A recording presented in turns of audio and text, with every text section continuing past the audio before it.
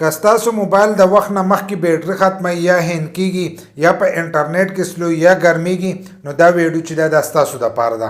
ځکه نن سبا زیاتکر کسانو ته دا قسمه مسله راځي چې د هغو موبایل چې دی په انټرنیټ کې سلوي یا یې وله په سیټینګ کې ګوتې والي نو د هغې د وجې نه قسمه قسم مسلې چې دي د هغو په موبایل کې.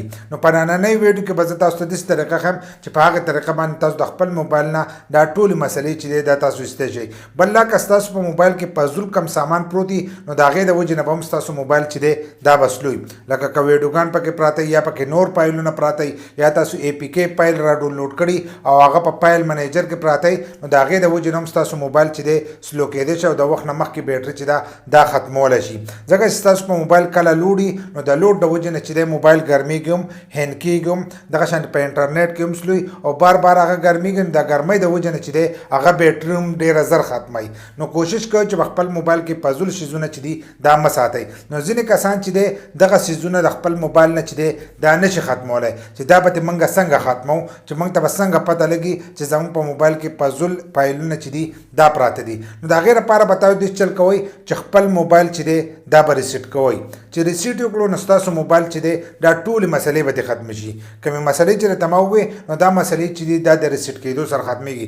که د ریسیټ کېدو نه وروسته هم ستاسو په موبایل کې دا مسلې وي هغه بیټري زر ختموله یا موبایل چې دی بار بار هینګ کېدو نو بیا به ستاسو په موبایل کې چې دی نوره مسله به یا به یو موبایل شاټي د شاټ د وجې نه چې دی هم بیټري زر ختموي او دغه شانتې هینګ کېږي او بندېږي چې نو دا هم د دغې د وجې نه کېږي. خو هر کله چې تاسو ته دغه مسلې راځي نو لاول به تاسو دې چل کوئ چې خپل موبایل به ریسیټ کوئ. چې کله یو ریسیټ کړو او د هغې نه وروسته تاسو استعمال کړو که موبایل برابر و صحیح ده. که بیا به کوم مسله راتله نو هغه بیا د هارډویر مسله ده بیا به هغه تاسو دوکاندار له وړئ نو هغه مسله به ترې راوکاږي. نو ځینې کسان په ریسیټ کېدو باندې نه پوهېږي نو د ریسیټ کېدو دپاره به تاسو د خپل موبایل سیټینګ ته چې دی هلته کې به ځئ. هلته کې چې کله لاړ شئ نو په هغې کې هلته کې سیسټم آپشن دی چې هغه تاسو کولاو کړو ځان سره نو هلته کې به تاسو ته ریسیټ چې دی هغه به یې لیکلی چې ریسیټ یې کولاو کړو نو د هغه ځای نه تاسو خپل موبایل چې دی دا ریسیټ کولی شئ. خو د ریسیټ کېدو نه مخکې به تاسو دا کار کوئ چې د خپل موبایل نه به د جیمیل اکاونټ چې دی دا به ختموئ.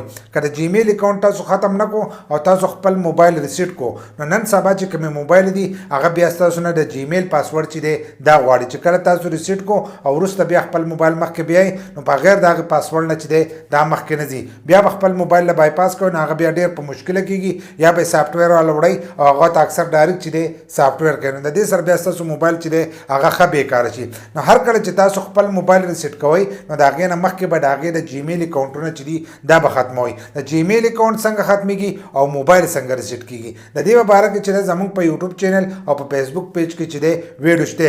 د هغې نه وروسته به ستاسو د موبایل نه دغه مکمل مسلې چې دي دا به ترې وځي. د هر موبایل نه چې دی په دغه یوه طریقه وځي. که ستاسو په موبایل کې هره مسلې نو هغه چې دی هغه به د ریسیټ کېدو سره وځي. بل لا ځینې کسان وایي زموږ سره ویډیوګان دي تصویران دي موږ به هغه څنګه لکه دغه کوو بچ کوو د ریسیټ کېدو نه. ځکه چې ریسیټ یې کړو نو دغه ټول هر سره چې دي د هغې سره ختمېږي. نو د هغې لپاره تاسو داسې چل وکئ چې دغه خپل تصویران ویډیوګان چې دي دا په خپل جیمیل اکاونټ کې چې دی په هغې کې سیو کړئ. د کومې چې تاسو ته پاسورډ یاد دی او کوم چې ستاسو ذاتي ایمیل دی په هغې کې دغه خپل هر سره سیو کړئ نو بیا به دغه هر سره چې دي دا به ستاسو محفوظ وي. لکه دوباره بیا تاسو خپل موبایل له راوستی شئ که په دغه طریقه هم نه پوهېږئ نو د دې په باره کې چې دا هم زموږ ویډیو شته. نو ستاسو د موبایل نه به دغه ټولې مسلې چې دي دا به وځي. د ګرمېدو به ترې وځي د هینګ کېدو به ترې وځي او بار بار چې موبایل چې دی سلو چلیږي او په انټرنیټ سپیډ یې کمزوری نو دغه مسله چې دا به ترې وځي او بیټري چې زر زر ختموي نو دا به ورسره وځي. کله چې په موبایل لوډي نو دا ټولې مسلې چې دي دا موبایل ته د دې سره راغونډېږي.